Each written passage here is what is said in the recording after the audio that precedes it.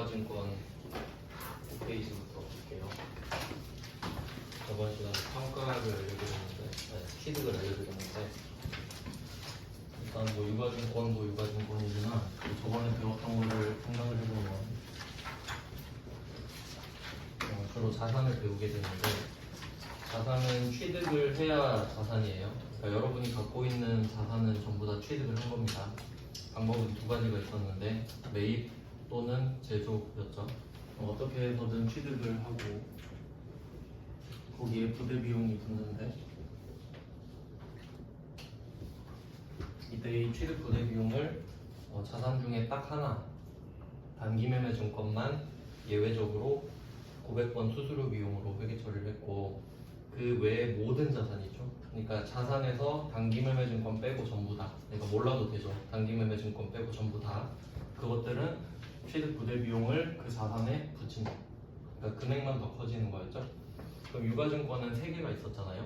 단기 매매 증권, 만기 보유 증권, 매도 가능 증권. 그럼 그 3개 중에 단기 매매 증권 뺀 게 나머지 2개니까 그 2개는 취득 부대 비용을 그 자산에 더했다. 이렇게 결론이 나는 겁니다. 그러니까 유가증권이기 전에 자산이니까 그런 내용이고요. 그렇게 어려운 건 없었죠. 그러니까 어떻게 해야 단기 매매 증권이 되느냐가 포인트예요. 이 시험에서는 단기 매매 증권이 되려면 2가지 조건을 동시에 충족해야 되는데, 첫 번째가 단타 목적이 있어야 되고, 두 번째가 그 상태, 상장이 돼 있는 상태. 그 2가지가 동시에 충족돼야만 단기 매매 증권. 그럼 반대로 말하면 둘 중에 하나라도 누락되면 단기 매매 증권은 아닌 겁니다. 그럼 보통은 매도 가능 증권이 되었죠. 왜냐면 단타칠 목적으로 산 게 그 둘 중에 조건이 누락된다고 해서 갑자기 만기 보유 증권이 될 리는 없으니까 그런 식이었어요. 그래서 단기 매매 증권이랑 매도 가능 증권이 상관관계가 있다라고 보시면 돼요. 그리고 이제 평가를 하게 되는데, 평가는 이제 9페이지를 다시 좀 보고 정리를 한 다음에 들어가야 됩니다.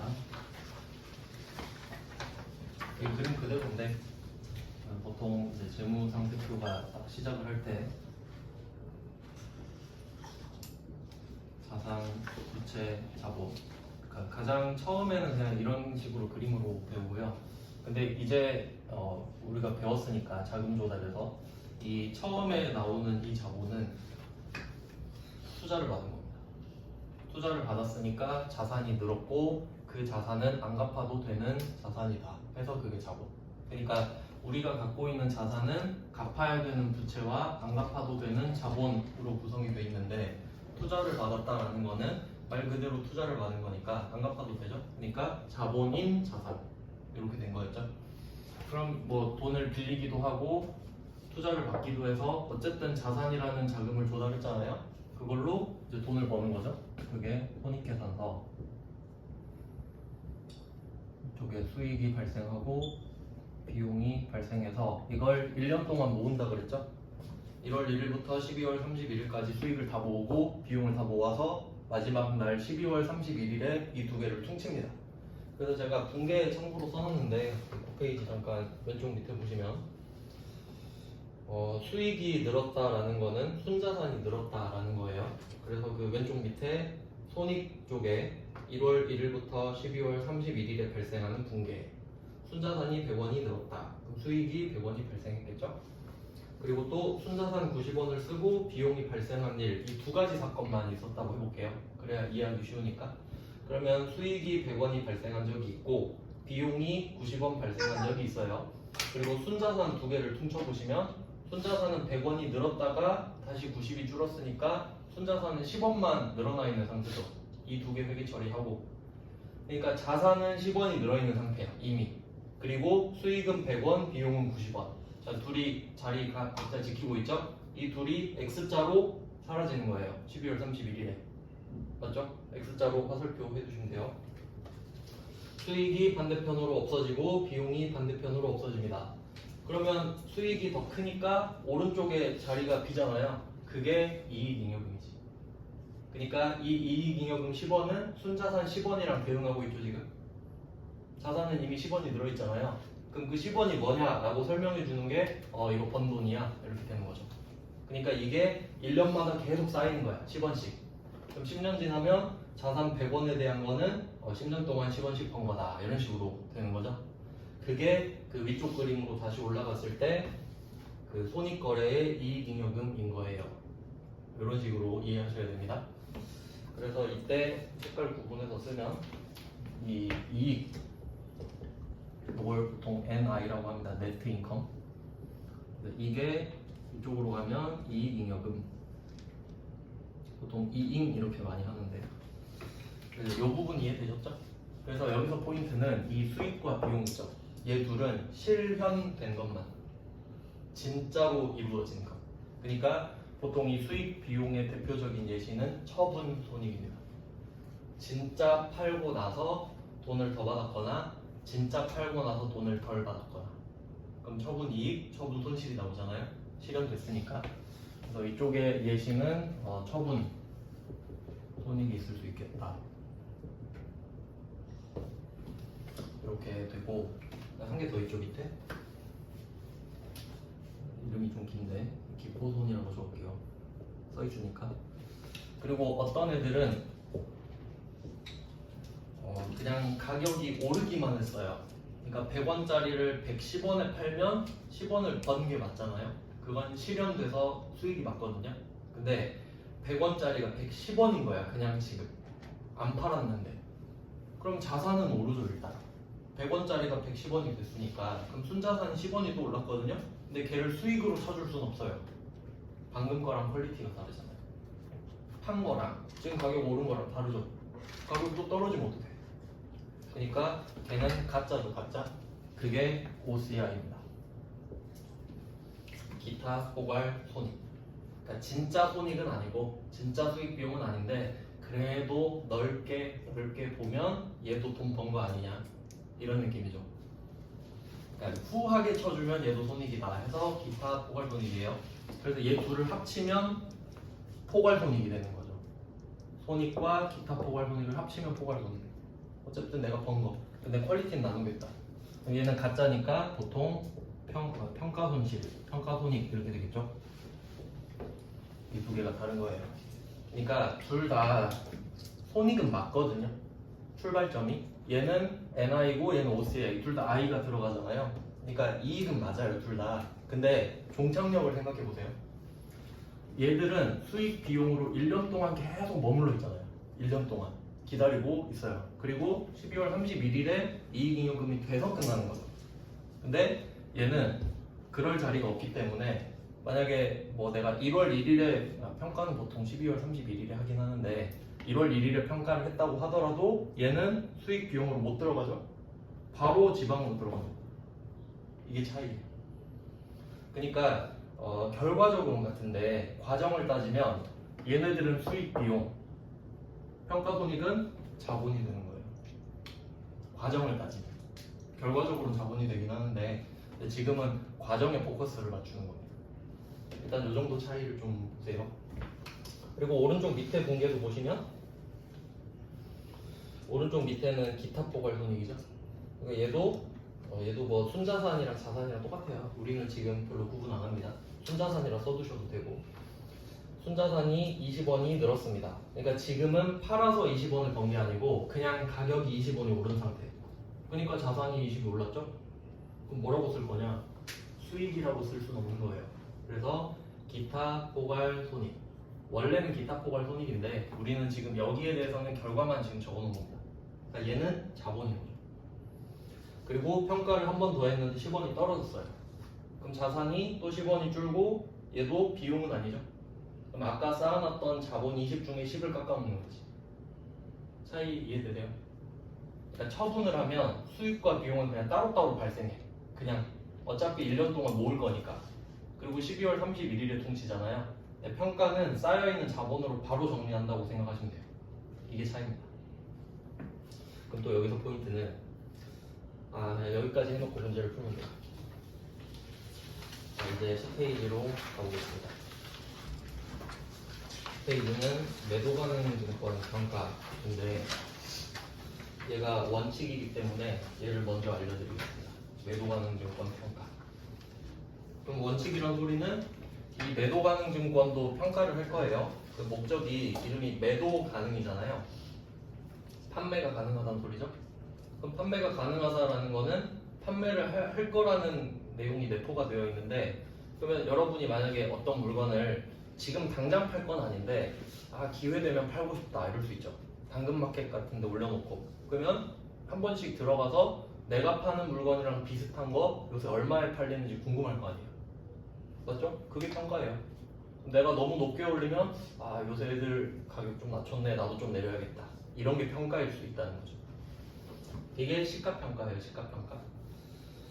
그게 12월 31일에 이루어지는 거죠. 회계는 12월 31일 기준으로 재무제표를 만드니까 사실 나는 가격을 맨날 보더라도 재무제표에 올라가 있는 가격은 12월 31일 기준의 가격인 거겠죠.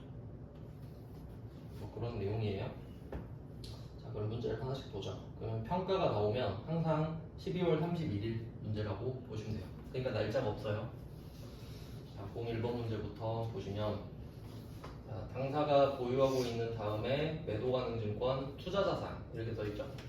그리고 또 복습을 해보면 그 세 가지가 있었죠. 단기 매매 증권, 그리고 보통 이제 단기 매매 증권이랑 매도 가능 증권을 세트로 보시면 되니까 중에 묶어놓고 그 다음에 만기 보유 증권 이렇게 3총사가 있는데, 사실 만기 보유 증권은 거의 뭐 시험에서 언급이 안 된다고 보셔도 되고, 그럼 얘네들의 이제 성격을 봤을 때 자산이니까 유동자산일 수도 있고 비유동자산일 수도 있죠. 단기 매매 증권은 내가 이거를 단타 칠 목적을 갖고 있기 때문에 무조건 그냥 유동입니다. 비유동은 불가능해요. 의도 자체가 무조건 난 단기이기 때문에. 그 다음에 매도 가능 증권은 두 가지 경우 있었던 거 기억하시죠? 둘 다 된단 말이에요. 그러니까 말을 해줘야 돼. 그럼 이때 투자자산이라고 말을 한 거는 비유동자산이라고 말을 해준 겁니다. 비유동자산. 그러니까 꼭 외워야 되는 건 아닌데, 그러니까 이걸 몰라도 제가 무조건 그 비유동이라고 기본값이 비유동이라고 말씀을 드렸었어요. 정확한 이유를 알려드리는 거죠. 그럼 혹시 그런 적은 한 번도 없는데 혹시 당좌자산이라고 써 있으면 그건 유동자산이라는 뜻일 거예요. 한 번도 이렇게 나온 적은 없지만. 그럼 혹시 투자자산을 말을 안 해주면 어떡하냐? 그래도 그냥 비유동이라 생각하시면 돼요. 기본값이기 때문에 디폴트입니다.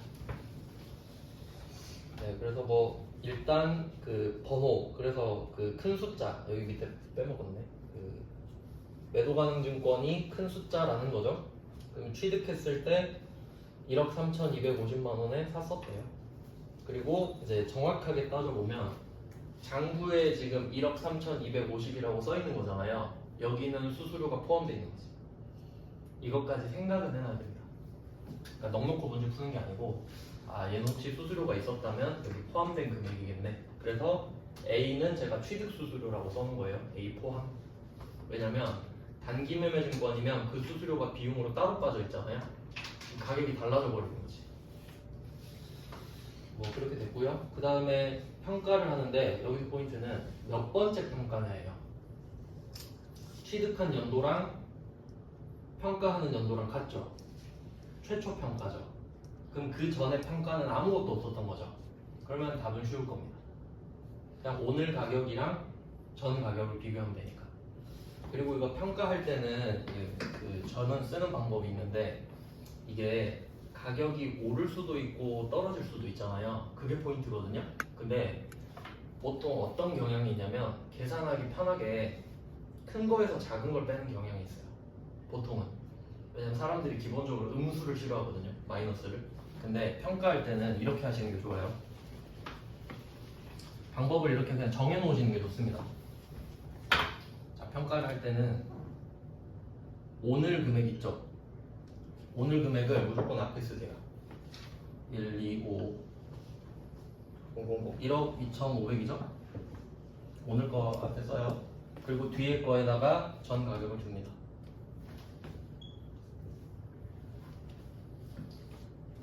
그럼 1억 3,250이죠? 그럼 어때요? 마이너스 나오죠? 마이너스가 나왔다는 소리가 평가 손실이라는 소리. 맞죠? 떨어졌으니까 마이너스가 나오지. 그럼 혹시 플러스가 나왔다면 평가 이익이겠죠. 그렇게 정해놓는 게 좋아요. 그날 기분에 따라 무조건 큰 거에서 작은 걸 빼면 이익인지 손실인지 또 봐야 돼. 아시겠죠? 이게 가장 정확합니다. 그러니까 지금은 두 개밖에 안 되니까 그냥 뭐 하면 되지 이런 생각할 수 있는데 나중에 복잡해지면 이렇게 정해놓는 게 중요해요. 하나씩. 그래서 752 이건 뭐 계산기 두드리면 되니까 제가 답은 다 적어놨죠. 그래서 매도가능증권 750을 일단 떨어뜨립니다. 순서로 치면. 왜냐면 자산이 준 건 맞으니까. 그러면 자산이 줄었는데 얘를 어떻게 할 거냐. 얘는 비용 중에서도 기타 포괄 손익이라는 비용이 생긴 거거든요. 근데 결과적으로는 자본의 마이너스가 된다. 이렇게 써놓은 거죠. 그러니까 자본 마이너스예요, 사실. 그래서 첫 번째 평가할 때는 오르든지 떨어지든지 상관이 없죠. 전에 뭐 쌓여있는 게 없으니까. 근데 문제는 두 번째 평가부터예요. 그러니까 1번은 아무도 안 틀릴 겁니다. 2번이 중요합니다. 이 정도는 회계 1급에도 나오니까 이 정도 2번 문제를 딱 정확히 보셔야 됩니다. 근데 그래도 앞에서 좀 해놓은 게 있어서 어렵진 않을 것 같아요. 그 앞에 유상증자 기억나시나요? 투자 받았을 때 액면 금액만 자본금으로 해놓고 어떻게 회계 처리했었냐면, 만약에 내가 우리 회사 주식이 삼성전자 주식이 100원이라고 그랬죠. 액면 금액. 그러면 자본금 100원을 늘려요. 근데 이거를 5만 원에 팔았다. 그러면 현금 5만 원 이렇게 들어오겠죠? 괴리가 생겼잖아요. 근데 우리는 무조건 자본금은 액면 금액만 늘리기로 했어. 그러면 나머지는 주식 발행 초과금이 되겠죠. 자, 이때 이 주식 발행 초과금 있죠? 얘가 지금으로 치면 평가 이익이라고 생각하시면 돼요. 돈 더 받았잖아요. 기분 좋잖아요. 그럼 이걸 매도가능증권으로 옮기면 가격이 오르면 기분 좋아지죠. 그럼 얘를 평가 이익처럼 생각하면 되는 거죠. 그럼 얘가 이제 주발초가 쌓여 있으면 다음번에 주식 발행하다가 좀 싸게 발행했을 수도 있잖아요. 그럼 얘부터 꺼내서 쓰고 가격 떨어지는 거 했었죠? 똑같아요. 왜냐면 얘도 자본이고 얘도 자본이잖아요. 자산부채 자본은 회사 처음 세웠을 때부터 지금까지 모든 기록이 다 누적된 거라고 말씀드렸죠? 모든 기록이 다 있는 거예요. 근데 그에 비해서 수익 비용은 작년치 수익 물어보면 아무도 모르죠. 작년치 수익은 올해 지금 이익잉여금이 되어 있을 테니까. 맞죠? 그게 차이예요. 자본은 형태가 보존돼 있어. 근데 수익 비용은 형태가 없어요. 그냥 이익이 늘어난 형태야. 그럼 그거 고치려면 이익을 줄여버려야 된다 그랬죠. 그런 차이예요. 그러니까 얘가 평가니까 자본으로 하는 게 원칙 맞죠? 그러면 기억하고 있어야 되는 거 맞죠? 자본이니까 이렇게 이어지는 거예요. 평가는 자본이니까 평가 내용을 다 기억하고 있어야 된다. 자, 이제 2번 문제로 가볼게요. 이번 문제는 그 그림 하나 뭐 그려놓으시면 되죠. 단가로 한번 계산을 해보면, 그러니까 뭐 1번 문제는 금액이 두 개밖에 없으니까 그림 그릴 것도 없는데 두 개 그냥 빼면 되니까 2번은 숫자가 3개잖아요. 날짜를 잘 보세요. 박스 안에 22년 기중 하나 나왔고 22년 기말 하나 나왔고 23년 기말 이렇게 나왔죠.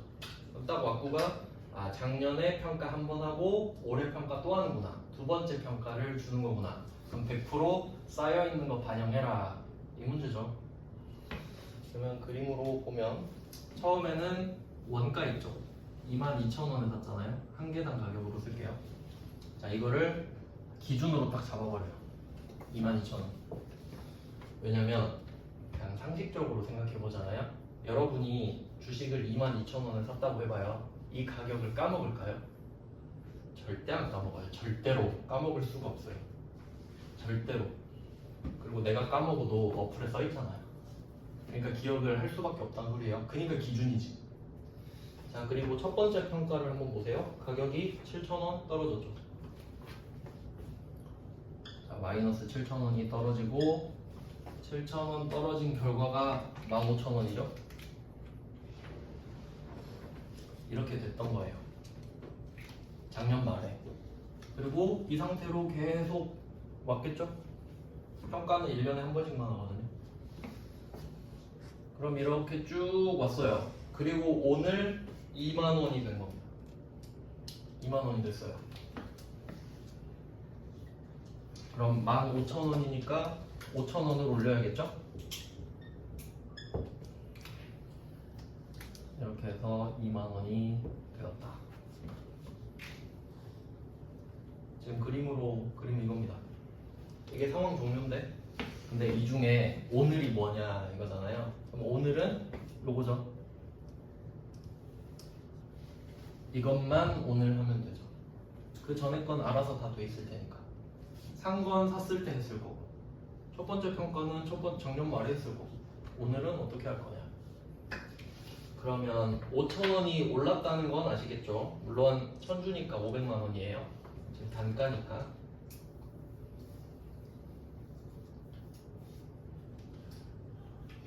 금액을 잘못 써놨네. 맞나? 맞죠. 분계가 3개인데 세 번째 분계가 답이죠.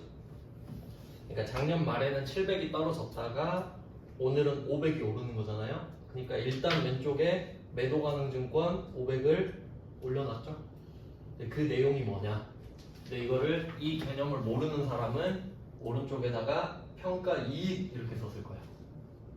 맞죠? 500이 올랐잖아요. 근데 우린 알고 있죠.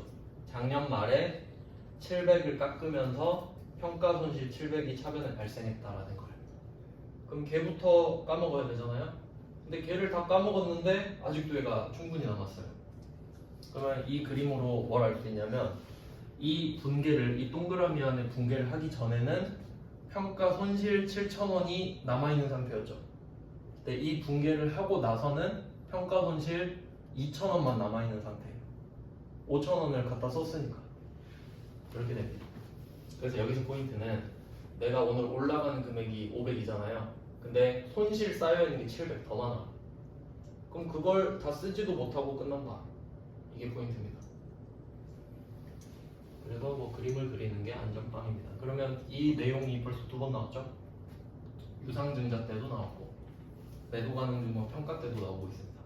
근데 이름만 다르지 개념이 똑같거든요. 그래서 이쪽은 그림을 따로 안 그려놨어요. 유상증자랑 완벽하게 똑같기 때문에. 근데 차이가 있다면 매도 가능 증권은 처음에 샀을 때 금액이 있잖아요. 걔가 기준이 되거든요. 산 금액이 있으니까. 근데 유상증자는 0으로 시작해야 된다는 게 차이가 있지. 그 정도 차이가 있습니다.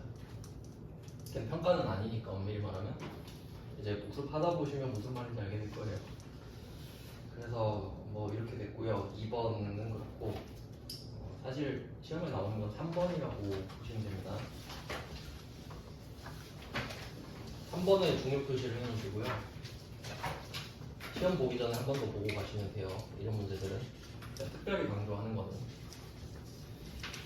그러니까 뭐 제가 시험에 잘 나온다거나 중요 표시 하라거나 한 번 더 보고 가세요 이런 것들만 따로 잘 표시해 두시면 돼요. 왜냐면 자료가 계속 쌓이거든요. 나중에 시험 전에는 다 못 봐요. 어차피 절대 그 시험장관 막 책 들고 오는 애들이 있는데 책 절대 못 보거든요. 그러면 여러분은 갖고 가서 뭐 제가 강조했던 부분 있죠. 그것만 넘기면서 그것만 보는 거예요. 그럼 무조건 시험 합격하죠. 그것만 다 보고 가니까. 그러니까 그 과정을 생각하면서 표시를 하셔야 돼요. 시험 전에 볼 것만 표시해 놓는 거지. 그럼 3번 문제를 보시죠. 똑같은 원리인데 그냥 뭐 숫자 3개 딱 보세요. 500, 400, 660 바로 그림 보이시나요? 500 딱 선 긋고 내려갔다가 올라가는구나. 그림이 딱 보이죠? 여기도 이 그림을 한번 넣어보죠.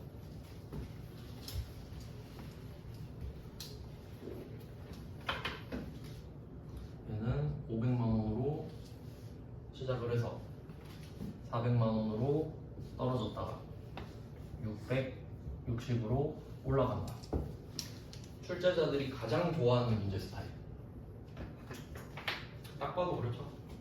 근데 저는 아까 풀었던 2번 문제를 내고 싶은데, 왜냐면 오히려 사람들이 3번만 너무 풀다 보니까 2번을 보면 할 수도 있거든요. 그러니까 2번, 3번을 같이. 그러면 얘도 500으로 시작을 해서 마이너스 100이 떨어져 있었겠죠? 그리고 400이 된 상태인데 오늘 660이 됐어요. 그럼 얘는 끝까지 다 올라오겠죠? 플러스 100만원 다 만회하고 원점을 찍었는데도 더 올라갈 수 있어요. 그림상으로 보면 이렇게 되겠죠?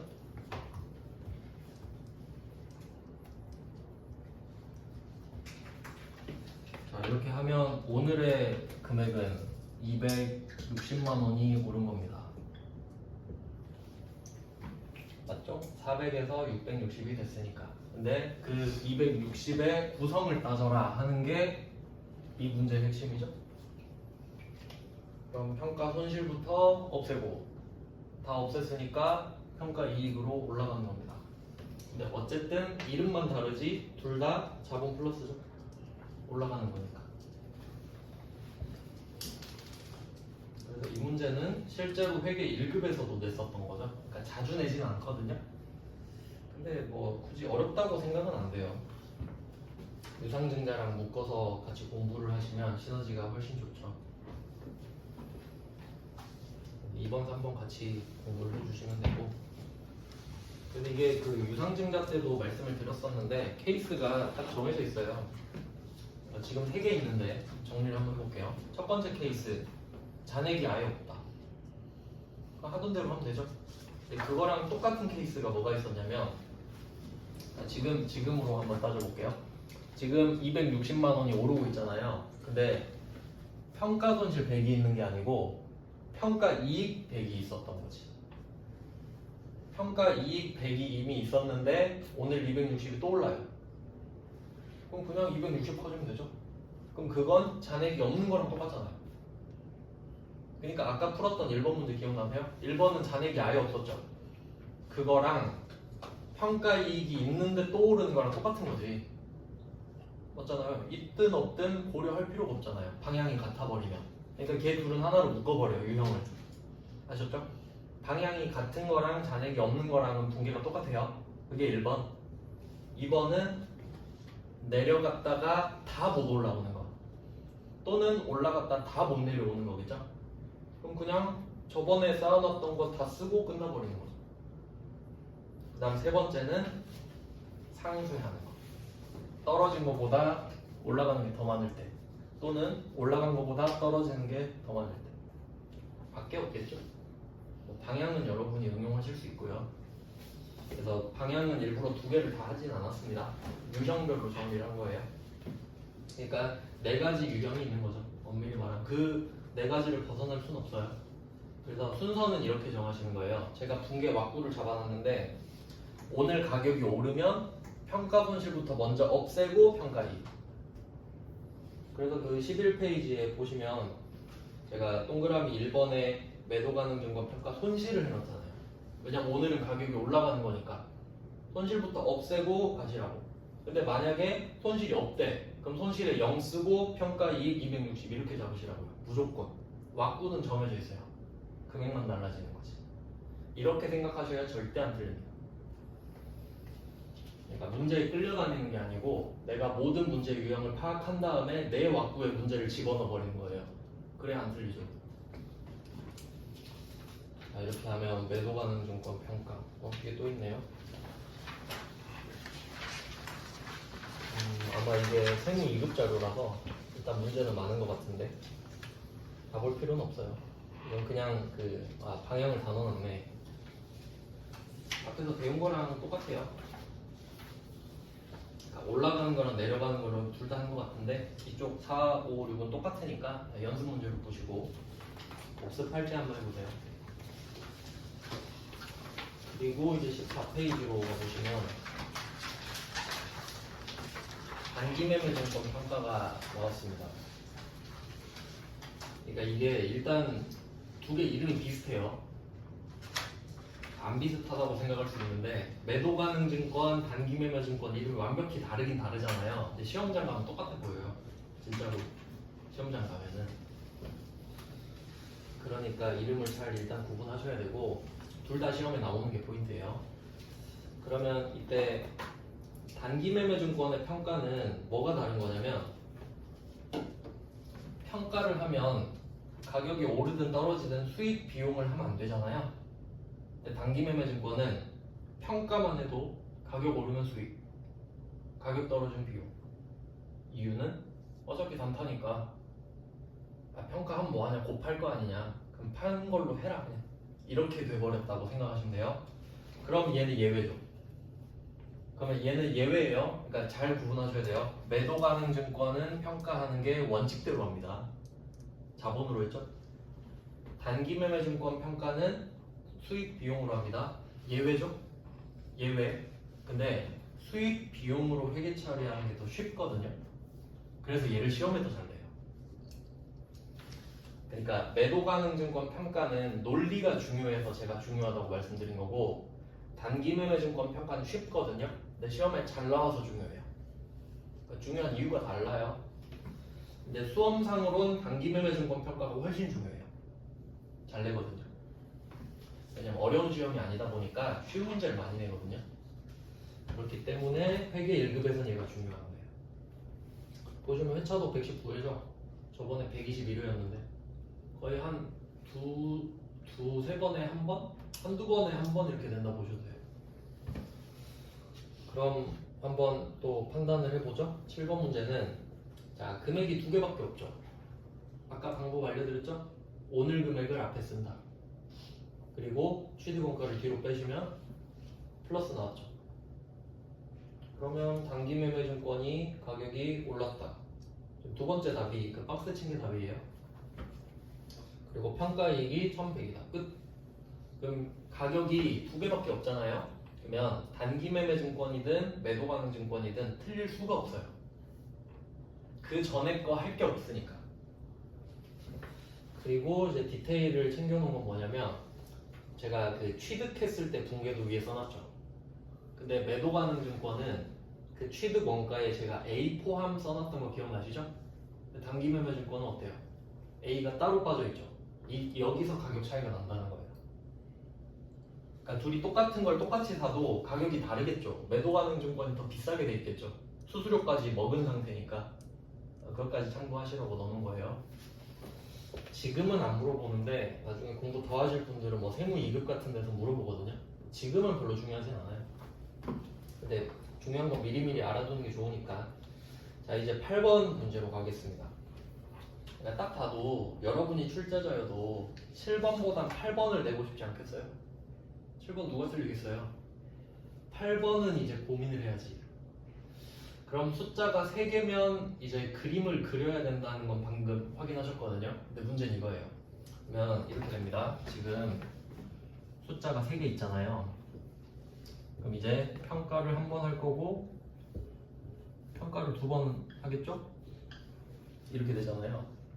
근데 이게 자본이면 평가 1이 평가 2에 영향을 미치죠. 얘 둘은 상관관계가 있죠. 근데 얘는 뭘로 한다 그랬지?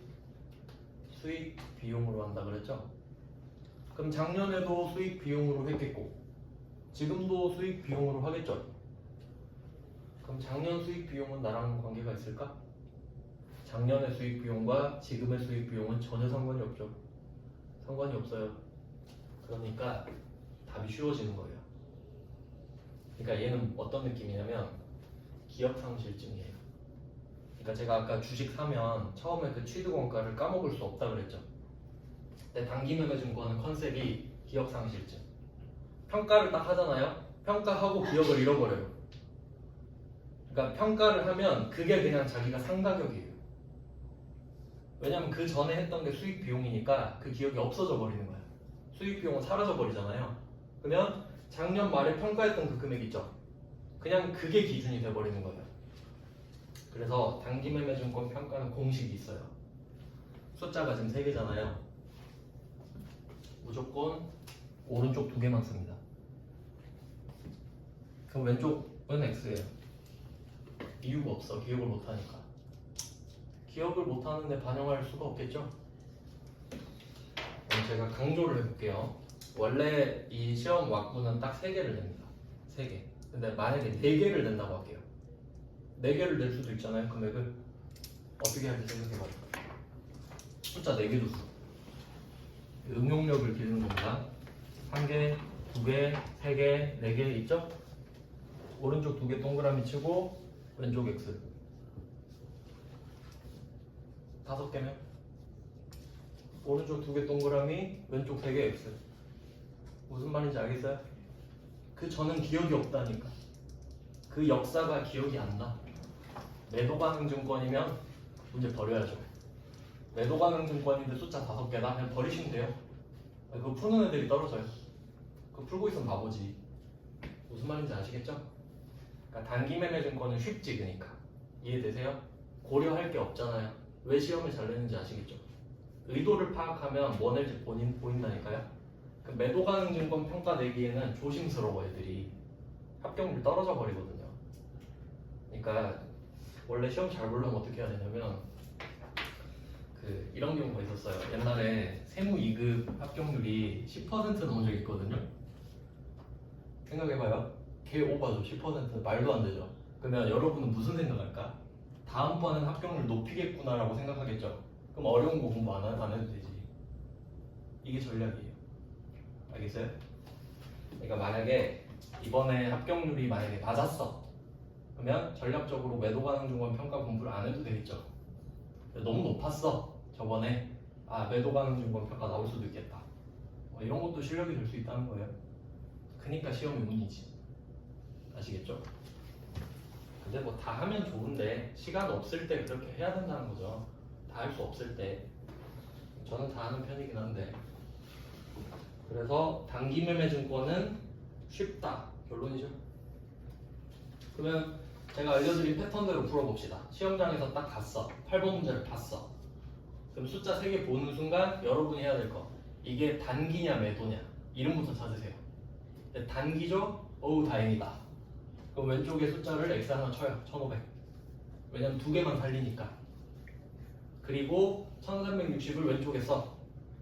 1400을 뒤에다 써. 마이너스 40이죠? 평가 손실 끝.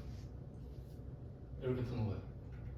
이게 왁구가 머릿속에 있어야지 시험장 가서 그때그때 한 문제 한 문제 풀고 있으면 절대 합격 못해요. 이미 문제마다 푸는 법은 다 정해져 있고 이 문제내 분석하는 순간 왁구에 끌어들여. 그리고 답 내고 끝. 이렇게 가야 돼요. 시험장 가서 분석하면 안 돼요.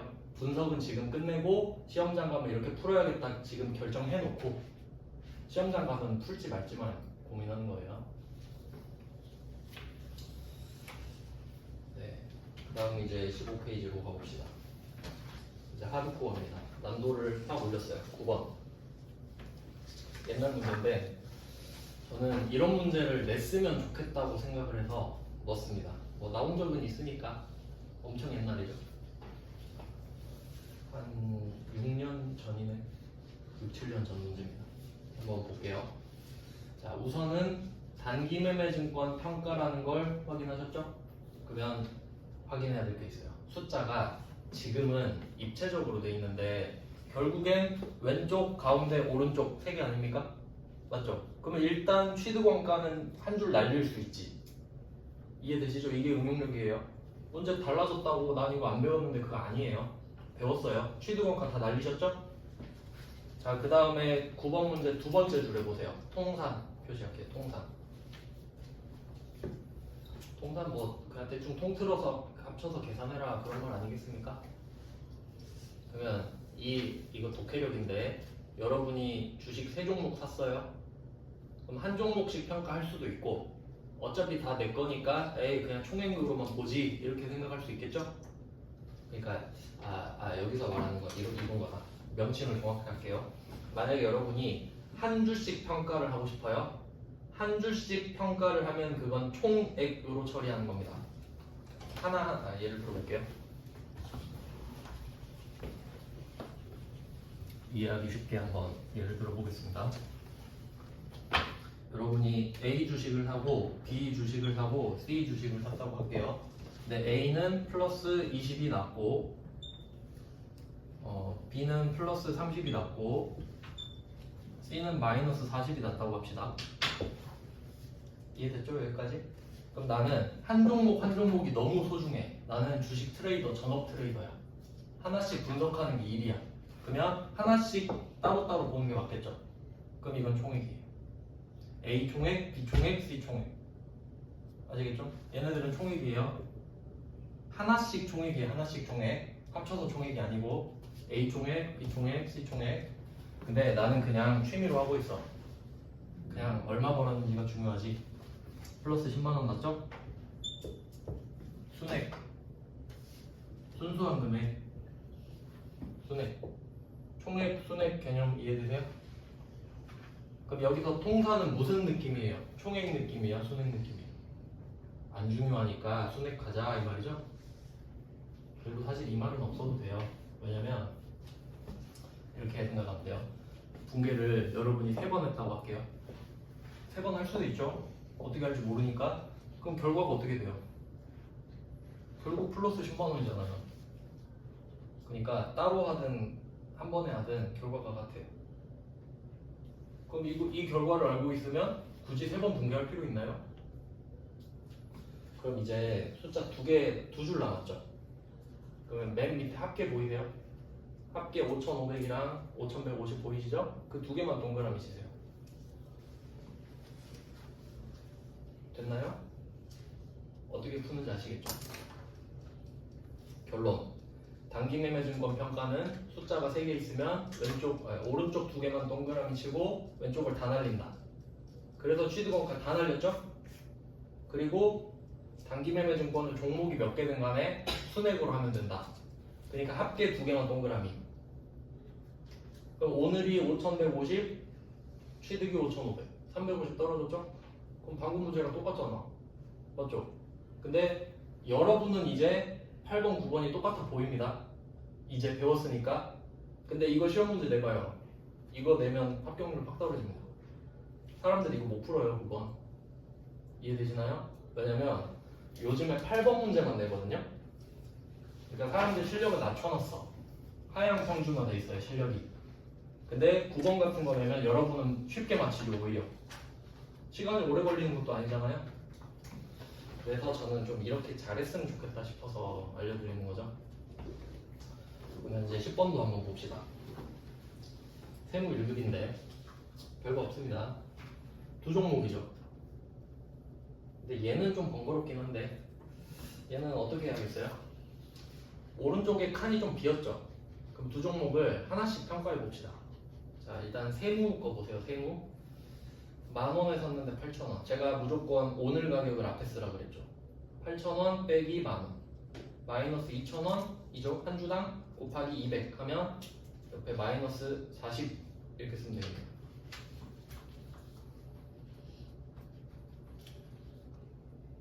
세무는 마이너스 40이 된 거죠.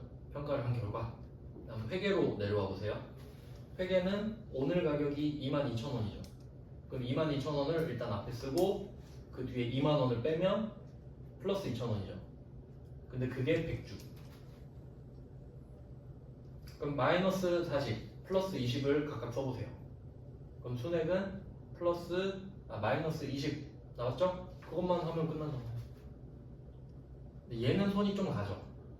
그러니까 9번과 10번의 차이 아시겠어요? 그러니까 내도 9번이 마지노선이겠지. 여러분 시험에 10번 내면 그건 좀 미친 사람이고요. 세무 1급이잖아요. 세무 1급은 아무렇게나 내도 되거든요. 그래서 이 정도 하면 완벽하다. 평가는. 그리고 뒤쪽은 좀 응용 문제인데 어차피 지금 17페이지까지 하면 되거든요. 우리는 그 뒤쪽은 세무 2급범이라서 안 해도 돼요. 안 할 거거든요. 이런 거 잘 기록해 두세요. 17페이지까지만 할 거예요. 그 뒤로는 세무 2급범이에요. 막 혼자 공부하고 있으면 안 됩니다. 공부로선 좋지만 일단 시험을 봐야 되니까. 그러면 16페이지 한번 보시면은 이게 시험 범위는 아닌데 굉장히 좋은 문제예요. 그래서 한번 풀어보려고 한 문제만 풀어봅시다. 이게 11번이랑 12번이 똑같은 문제예요. 근데 12번을 푸는 게 낫겠다. 11번은 금액이 똑같아가지고 12번으로 하고 이것만 풀고 좀 쉬겠습니다. 시험에 나오진 않는데 응용력을 한번 길러보죠.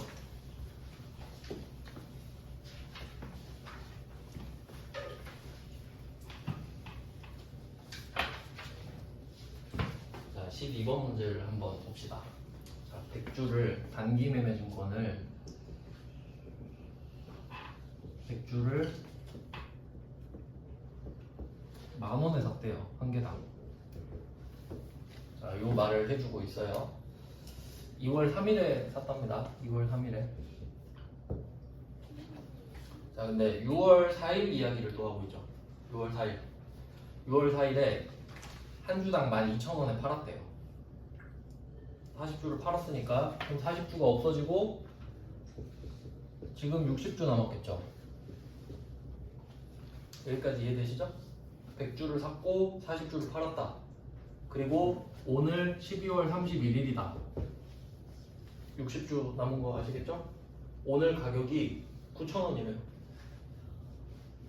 어쩌란 소리냐? 오늘 9,000원. 이거 60주 얼마에 산 거죠? 각각? 10,000원에 산 거죠. 그럼 빼기 10,000원.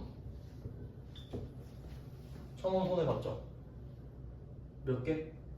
60주. 1,000원 손해 봤잖아요. 10,000원에 산 거 지금 9,000원이니까 1,000원 손해 봤는데 60주만 손해 봤죠. 40주는 없으니까. 그럼 60주랑 해서 평가 손실 끝. 이해되세요? 그럼 여기서 함정이 뭐일 것 같아요? 중간에 40주를 12,000원에 팔았다. 12,000원은 쓸모없는 자료죠. 그럼 그때 했겠지. 그건 6월 4일에 했겠죠. 6월 4일 걸 지금 해? 아니, 그럴 리가 없잖아요. 6월 4일에 했겠지. 근데 6월 4일께 지금에 영향을 미치는 건 40주가 없어졌다는 건 영향을 미치잖아요. 12,000원에 판 건 그쪽 사정이고. 이해되세요? 그러니까 일부러 이런 문제를 내는 거예요. 회계 1급엔 안 내. 회계 1급은 어려우면 안 되니까. 근데 나와도 풀 수 있겠죠? 이 정도는 푸셔야 돼요. 근데 나오진 않아요. 세무 2급부터 내거든요. 자, 이렇게 해놓고 이러면 유가증권은 끝났어요. 뒤쪽 부분은 아까 말씀드린 대로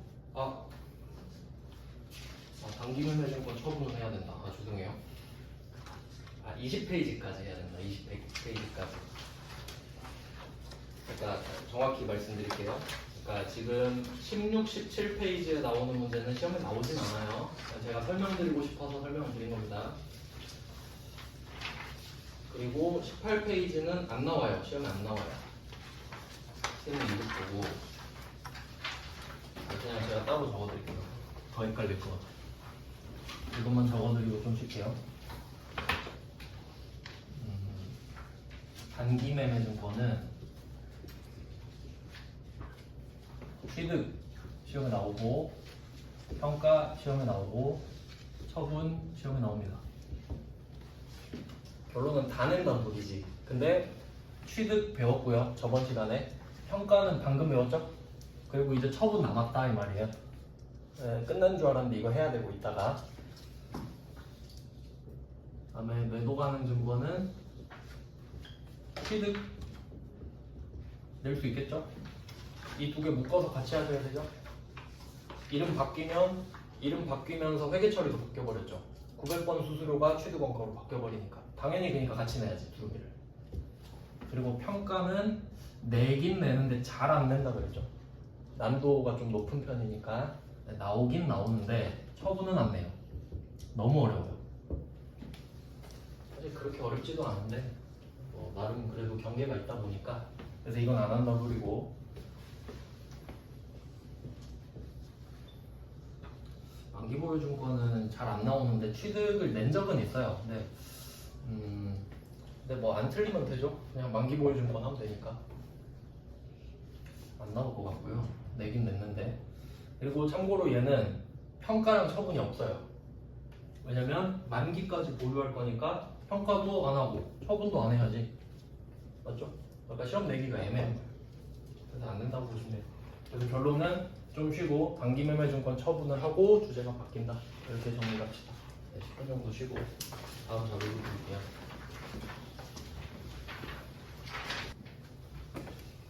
이제 단기 매매 증권 처분을 배우고 일가 증권을 마무리하겠습니다.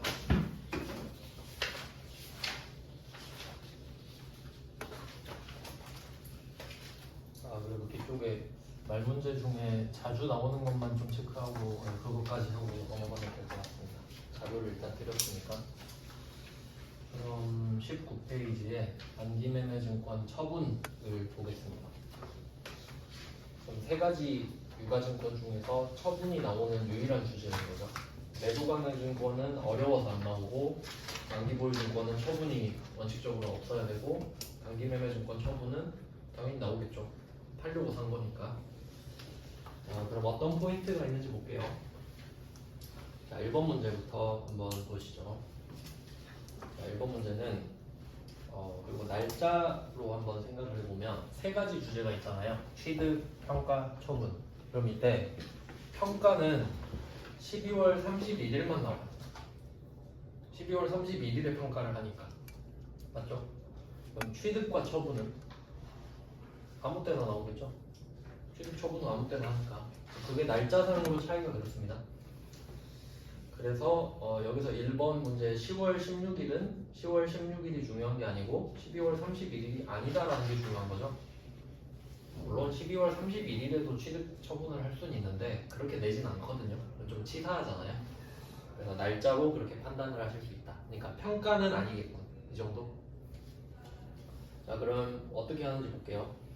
단기 시세 차익을 목적으로 취득했던 거를 처분했네요. 그러니까 문제를 이제 시험장 가면은 우리는 지금 주제별로 배우잖아요. 그럼 지금 단기 매매 증권 처분할게요 하고 했으니까 처분이겠구나 하고 배우잖아요. 근데 시험장 가면 다 랜덤이죠. 그럼 시험장 가면 문제를 보면서 키워드를 뽑아내야지. 그럼 여기서는 단기 차익 목적 주식 처분 이것까지 표시하시면 되는 거죠. 시험장 가서는 이거 단기 매매 증권 처분이구나 먼저 파악하고 접근하셔야 되죠. 그걸 빨리빨리 작업이 필요해요. 그럼 여기서 함정을 한번 찾아보겠습니다. 박스 안에 취득 시 거래 수수료 보이세요? 취득 표시해 볼게요. 취득. 근데 지금 뭐 하고 있죠? 처분. 그럼 취득 시 거래 수수료 X. 뭔 상관이죠? 아무 상관없죠. 틀리라고 그냥 말하는 거예요. 그리고 제가 밑에 써놨어요. 그럼 취득했을 때 어떻게 했었을까? 5월 3일에 A 취득 수수료가 따로 빠져있죠? 그러니까 지금 금액과는 전혀 상관없죠. 그럼 이건 어떻게 생각할 수 있냐면 만약에 이 문제가 매도 가능 증권이잖아요. 단기 매매 증권은 취득 원가를 3,500으로 하면 되죠. 단기 매매 증권은 수수료가 빠져있으니까. 매도 가능 증권이면 취득 원가가 3,500, 35,000원으로 되어 있겠죠. 그럼 처분 손익 좀 달라지겠지. 맞아요? 그러니까 매도 가능 증권은 더 비싸진다고 수수료를 먹으니까. 이해되시죠? 시험에 내진 않는데 생각은 해보자 이런 겁니다. 자, 그러면 얘를 샀을 때 뭐 이렇게 회계 처리했겠죠? 그리고 이제 파는데 3,700에 팔았대요. 그럼 이것도 똑같아요. 오늘 판 금액이 앞에 와야겠죠. 3,700을 앞에 쓰고 뒤쪽에 취득 원가를 써주면 되겠죠. 근데 그게 5,000주 곱하기 7,000원이잖아요. 그래서 3,500이 나갔다. 그러면 금액이 차이가 날 테니까 그게 뭐 처분 손익이 되겠죠. 그럼 지금은 200 플러스니까 처분 이익인데 이게 붕괴 왁구를 딱 보잖아요. 평가랑 처분은 둘 다 잘 나오니까 구분을 잘 하셔야 되는데 평가는 차변 대변이 하나씩밖에 안 나와요. 그럴 수밖에 없겠지. 차이만 조정해야 되니까. 맞아요? 근데 처분은 내 장부 금액 끄집어내고 네가 준 돈 적어야 되고 둘이 똑같을 확률이 적죠. 그러니까 3개겠지. 이해되세요? 평가는 차이만 조정해. 그러니까 2개. 차이 조정하고 이름만 써주는 거죠. 평가 손실인지 평가 이익인지. 근데 처분은 내가 얼마에 샀었는데 너는 얼마를 줬구나. 금액이 다르네. 그러니까 무조건 세기지. 맞아요. 그리고 처분 손익은 무조건 수익 비용이거든요. 무조건. 그러니까 전에 했던 거 뭐 고려할 필요도 없죠. 수익 비용은 무조건 그냥 하나하나 따로따로니까. 수익 비용은 그냥 하면 돼요. 그래서 결론은 안 어렵다고. 이 문제는 아마 그 취득 시 거래 수수료를 왜 알려줬냐? 처분 시 거래 수수료로 잘못 보게끔 문제를 낸 거겠죠. 그래서 제가 분리한 거에 보통 예금 3,700만 원 마이너스 0 해놓고 B라고 써 있는 거 보이세요? 그러니까 A는 제가 취득 시 거래 수수료라고 써놓은 거고 B는 처분 시 거래 수수료라고 쓴 거예요. 구분되시죠? 그러니까 우리는 수수료를 항상 생각해야 돼요. 수수료가 없어도 이렇게 마이너스 0이라고 생각하셔야 됩니다. 왜냐하면 수수료가 없는 거래는 없다고 생각하셔야 되거든요. 자, 그러면 1번의 포인트는 취득 시 거래 수수료는 처분과 전혀 상관이 없다. 근데 무조건 상관이 없는 게 아니고 매도 가능 증권이면 상관이 있다. 맞아요? 매도 가능 증권이면 매도 가능 증권 3,500, 35,000원이 빠져야 되잖아요. 그러면 처분이익이 줄어들겠지 그만큼. 맞죠? 이해되시죠? 그러니까 무조건 필요 없는 건 아니에요. 지금 단기 매매 증권이니까 필요 없는 거예요. 좀 정확히 공부하자면 그래요. 출제자 의도를 파악해 보자면 그까지 써놓을 걸 그랬네요. 그 다음에 이제 2번 문제는 단기 매매 증권을 매각했다라고 돼 있죠. 똑같죠? 자, 그리고 차이가 있는데 1번이랑 2번 차이가 1번은 취득 금액을 알려주죠. 근데 이건 왜 이렇게 되냐면 취득한 날짜랑 오늘 처분한 날짜 있잖아요. 같은 연도예요. 같은 연도. 그러니까 취득한 연도랑 처분한 연도가 같잖아요. 그럼 이게 무슨 말이냐면 평가가 없지. 평가는 12월 31일에 하잖아요. 그럼 한번 날짜 봐봐요. 5월 3일에 샀는데 10월 16일에 팔았어. 평가 안 했죠. 평가하기 전에 팔았잖아요. 그러면 취득했을 때 금액을 장부에 적어놨겠죠. 그러면 취득 원가가 장부 금액이겠지. 맞죠? 취득한 금액을 적어놓으니까 무슨 말인지 이해되시죠? 그러니까 이게 장부 금액이라는 개념이 되게 중요한데 이걸 한번 생각을 해보죠. 장부 금액. 보통 영어로 B 이렇게 써요. 북 해가지고 B라고 많이 쓰는데 장부 금액의 개념을 생각해 볼게요. 날짜를 제가 임의대로 한번 해보겠습니다. 2000X1년 7월 1일 전하고 2000X1년 12월 31일 2000X2년 12월 31일 이렇게 날짜 3개 해볼게요. 자, 그럼 처음에 샀을 때 이 금액 있잖아요. 그럼 이 금액을 뭐라고 할지 생각해 볼게요. 그러면 이게 취득이죠. 취득 당시 공정가치 한번 생각해 보세요. 취득 당시에 그때 시가 있었겠죠. 그때 시가. 그때 시가로 사야겠죠, 당연히. 그러면 취득 당시의 공정가치로 샀겠죠. 그럼 이게 취득 원가가 되겠죠. 지금 이 상황은 둘이 같겠죠? 이 금액으로 샀을 테니까. 그리고 취득을 한 걸 기록해야 되잖아요, 장부에. 그럼 취득 원가가 곧 장부 금액이겠죠. 일단 지금은. 맞죠? 그리고 12월 31일이 왔어요. 평가를 한번 하겠죠?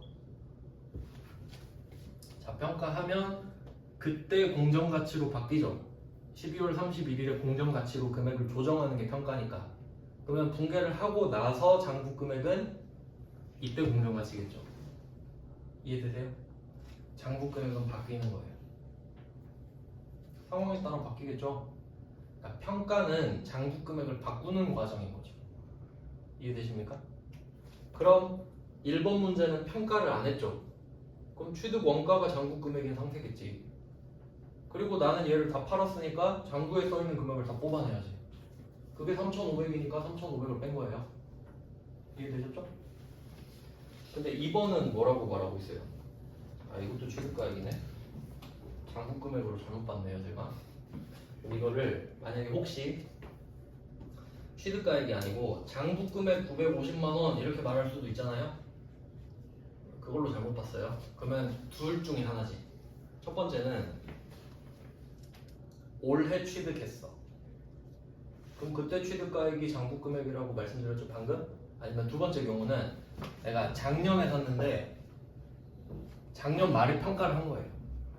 그럼 이렇게 돼요. 작년에 샀다는 소리는 작년 말에 무조건 평가를 했다는 소리입니다. 맞죠? 그럼 작년 말에 샀는데 작년 말 금액으로 평가를 완료한 상태가 장부 금액이겠죠. 그러면 작년 말 금액일 수도 있겠네. 장부 금액. 이해되시죠? 그걸 물어보진 않는데 그냥 생각해보면 아 그렇겠구나 하고 넘어가는 거죠. 그러니까 올해 샀으면 취득원가가 장부 금액이겠구나. 옛날에 샀으면 무조건 작년 말이죠. 10년 전에 샀어도 작년 말 금액으로 돼 있겠죠. 이해되시죠? 왜냐면 해마다 평가를 하니까 10년 전 평가 금액이 아니지. 그렇다는 거예요. 근데 어쨌든 중요한 건 처분할 때는 장부 금액이랑 비교해야죠. 왜냐면 장부 금액이 내 기준이니까. 근데 여기서 그 제한이 있는데 단기 매매 증권이라서 그래요.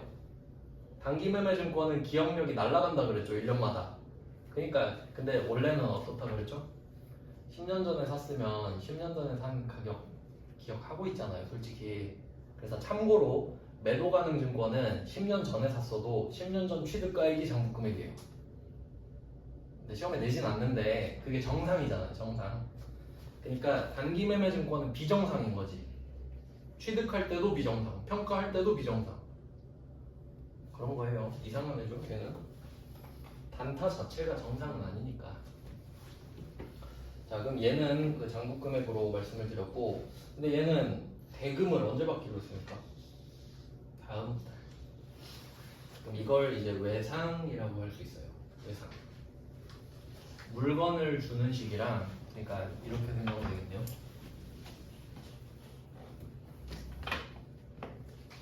물건을 부가가치세에서는 물건을 공급한다고 하거든요. 그럼 공급 시기랑 결제 시기랑 같아야 되죠. 일반적으로. 저 어릴 때는 동네 슈퍼에서 외상도 해줬는데 요새 뭐 외상해달라 그러면 되게 이상한 취급받죠. 아무리 친해도 외상 없잖아요. 그러면 둘이 같아야 맞죠? 오늘 내가 물건 받았으니까 카드 결제하는 거잖아요. 근데 이 날짜가 다르다. 이걸 외상이라 그래요. 이해됐죠? 그러니까 뭐 예를 들어 친한 미용실 가가지고 오늘 머리 하고 결제 내일 그 퇴근하고 할게요. 이럴 수 있잖아요. 그럼 외상인 거죠. 같지만 않은데요. 내일이어도 외상이에요. 그럼 다음 달도 당연히 외상이죠. 그럼 여기서 포인트는 돈을 못 받았다는 거죠. 그래서 미수금이 나오는데 여기서 중요한 게 나와요. 지금 이게 재고자산에서 원래 배우는데 요약을 해드리겠습니다. 중요한 거. 우리가 제조업이에요. 제조업. 제조업에서 영업은 제품 매출입니다. 제조업 이름 자체가 팔려고 제조를 한다라는 뜻이거든요. 그럼 내가 팔려고 만든 물건을 제품이라고 해요. 그럼 이걸 파는 게 우리 영업 맞죠? 그럼 이때 외상을 하면 이름이 딱 두 개 나옵니다. 외상 매출금이랑 이건 뭐 그냥 알고만 계셔도 돼요. 뒤에서 따로 배워요. 이 두 개를 써요. 내가 제품을 팔고 돈을 못 받았다. 그러면 외상 매출금이나 받으러 온 두 개를 쓰거든요. 근데 그게 아니면 전부 다 비영업이죠. 회계는 이 두 개를 구분하는 게 중요하거든요. 그러니까 영업은 내 실력으로 돈을 버는 거고 그 외는 뽀록이라고 보는 거예요. 회계는. 그러니까 실력으로 번 외상과 뽀록으로 번 외상을 구분하게끔 해요. 그럼 이때 쓰는 게 미소금. 결론. 오른쪽에 지금 우리가 팔고 있는 게 뭐예요? 제품 매출이 아니죠. 그러니까 미수금이에요. 단기 매매 증권이라서 미수금 이러면 안 돼요. 그럼 힘들어져 공부가. 그럼 다 외우셔야 돼. 그럼 그냥 제품 매출 아니면 미수금 이러면 되죠. 그래서 둘이 상관관계가 있어요. 연결해 주세요. 단기매매증권, 화살표, 미수금 이렇게. 제품을 판 게 아니라서 미수금. 그러니까 이름을 그냥 구분하겠다는 소리예요. 왜냐면 외상매출금도 사실 미수금이거든요. 왜냐면 미수금 뜻이 아직 못 받은 돈이라는 뜻이잖아요. 그냥 이름을 구분하겠다는 거지. 그러니까 여러분이 만약에 삼성전자 재무제표를 딱 보잖아요. 그럼 외상매출금이랑 받으러 오면 엄청나게 많을 거예요. 미수금도 좀 있겠죠. 미수금이 많지는 않겠지. 맞죠? 뭐 땅 팔고 못 받은 돈 이런 걸 거 아니에요. 그럼 우린 그걸 보고 미수금은 뭐 그렇게 중요하지 않지라고 생각하겠죠. 그리고 또 외상은 돈을 아직 못 받았다는 소리죠. 그러니까 이름 써줘야죠. 누구한테 받아야 될지. 이해되시죠? 방금은 돈 받았잖아요. 그럼 돈 받았으면 얘랑 볼일 끝났죠? 그럼 얘 이름을 적을 필요가 없지. 얘한테 따질 게 없으니까. 근데 돈 아직 못 받았죠, 900. 그럼 누구한테 받아야 될지 이름 써놔야 전화해서 받을 거 아니에요? 관리 차원에서 이름 적어야 됩니다. 참고로 뭐 나올 때마다 계속 말씀드릴게요. 거래처 고르는 팁을 알려드리겠습니다. 거래처 쓰는 방법. 첫 번째, 쓸 때 쓰는 거는 줄 돈, 받을 돈.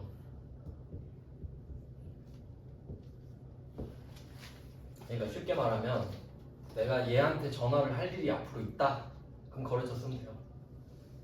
지금 돈 못 받았죠? 그럼 전화할 일 있겠죠? 언제 줄 거야? 그럼 거래처 써야지. 누구한테 전화할지. 근데 1번 문제는 돈 받았죠? 그럼 뭐하러 전화해? 잘 지내니? 이런 전화 말고 용건이 있는 전화 있죠? 그때만 거래처 쓴다. 그럼 용건이 있는 건 줄 돈 받을 돈이 있을 때밖에 없죠. 거래가 안 끝났을 때. 그리고 안 쓰는 거 알려드릴게요. 수익, 비용 절대 안 써요. 이렇게 알고 있으면 거래처는 끝나요. 나중에 애매할 때가 있거든요. 막 접대비 이런 거 쓰면 헷갈려. 누구한테 접대했는지 써야 되나? 아무도 안 궁금해해요. 수익 비용은 참고로 관념적인 거라서 그냥 돈을 벌었다 썼다 이런 거밖에 없기 때문에 거래처를 딱히 쓰진 않아요. 자, 이렇게 알고 계시면 돼요. 그리고 또 중요한 게 있는데 돈을 못 받았지만 900에 팔기로 한 건 정해졌죠. 그럼 처분 손익은 오늘 정해져. 맞나요? 돈만 못 받았지 얼마에 팔기로 한 건 정해졌잖아요. 그러니까 돈은 못 받았지만 처분 손실은 잡혔다. 900 마이너스 950 이렇게 되겠죠? 자, 그럼 지금 처분할 때 포인트 2개 정리했어요. 첫 번째 포인트는 그러니까 단기매매증권 처분에서 취득시 수수료는 필요 없다. 그리고 외상일 수도 있다. 외상은 참고로 이 문제밖에 없었던 걸로 기억합니다. 뭐 이 정도 되겠고요. 다음 페이지로 가보죠. 20페이지.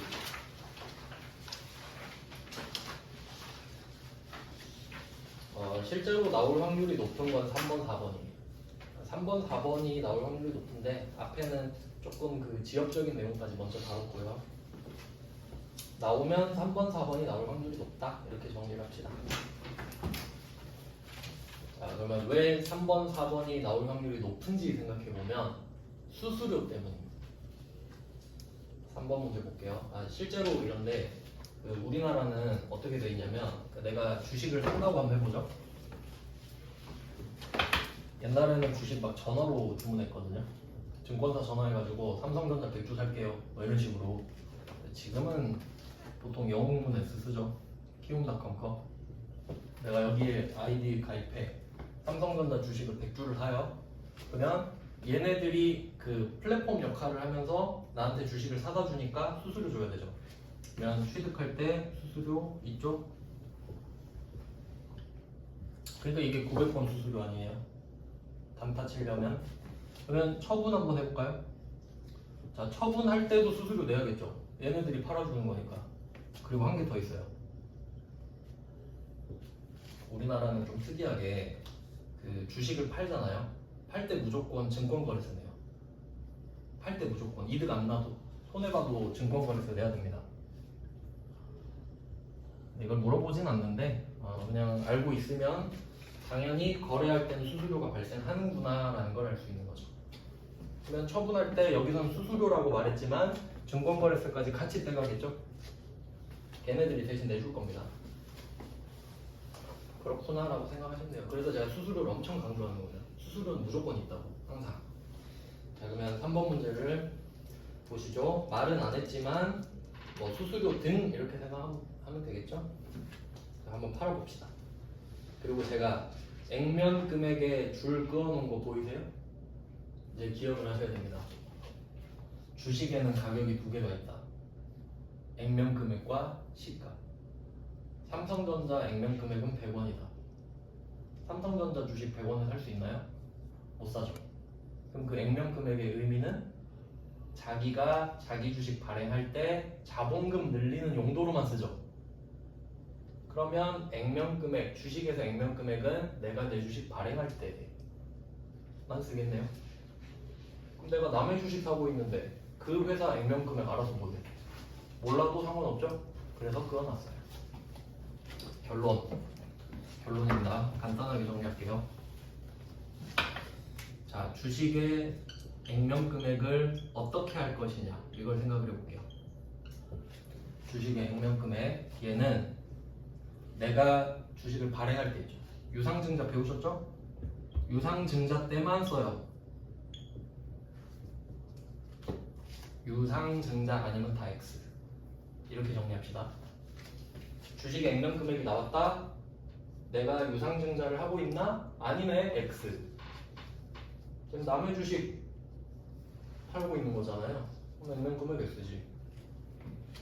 액면 금액 몰라도 잘 살 수 있죠? 남의 회사 액면 금액 몰라도 돼요.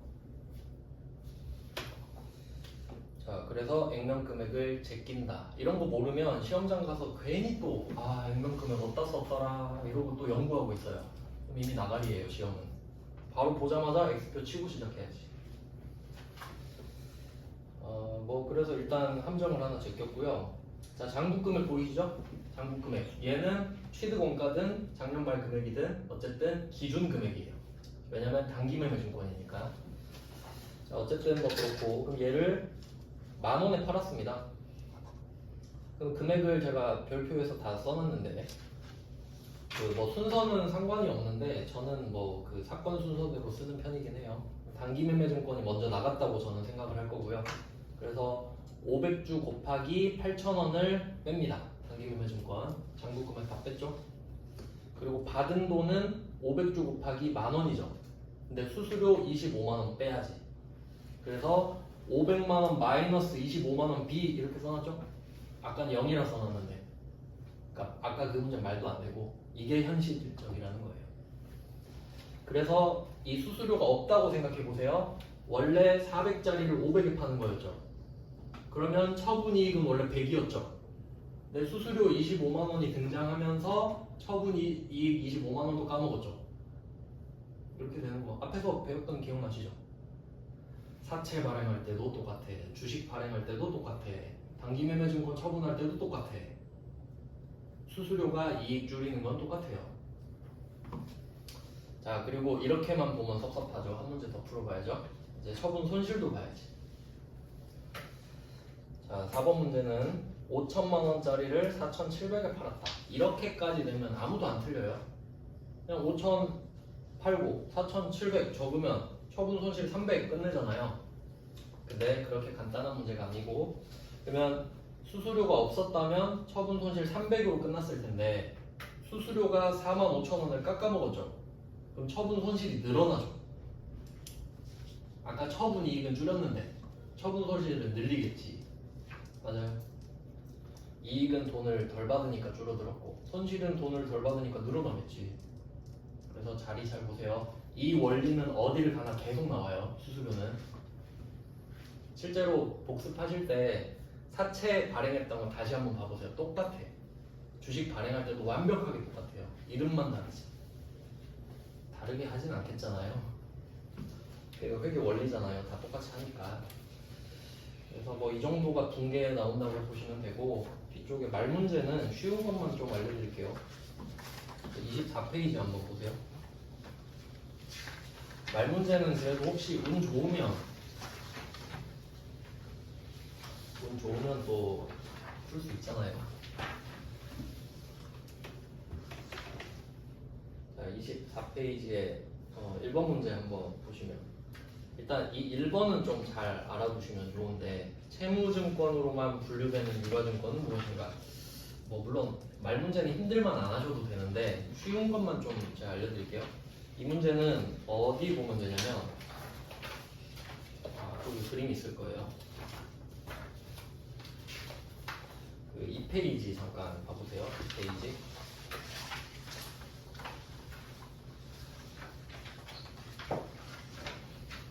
유가증권은 회계 1급은 범위가 좁은 편이긴 한데 이게 약간 도식화가 안 돼 있으면 좀 어려운 주제긴 해요. 매도 가능 증권이. 그 2페이지에 맨 위에 그림 있죠. A, B 있는 거. 거기 한번 보시면 주식 지분증권이랑 회사채 채무증권에서 막 옆으로 계정 과목이 돼 있는 거 보이시죠? 여기서 선이 하나만 연결이 안 돼 있단 말이에요. 지분증권에서 만기보유증권으로 선이 없죠. 근데 이거 말 안 하면 안 보이니까 여러분이 따로 해서 X 이렇게 해놔야 된다고요. 왜냐 없으면 안 보이잖아요. 그러니까 해놓고 X에 이렇게 해야 보이지 없다고. 맞죠? 주식 지분증권에서 만기보유증권으로 선이 없습니다. 왜냐면 주식은 만기가 없잖아요.